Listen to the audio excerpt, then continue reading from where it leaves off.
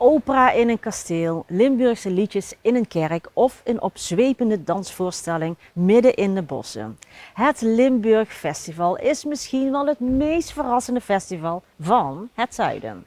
Van 11 tot en met 16 augustus biedt Midden-Limburg het podium aan zo'n 50 voorstellingen, van bloedstollende acrobatiek tot hilarisch cabaret.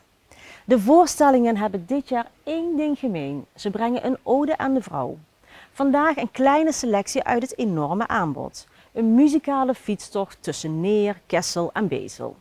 Het publiek fietst en neemt het pontje.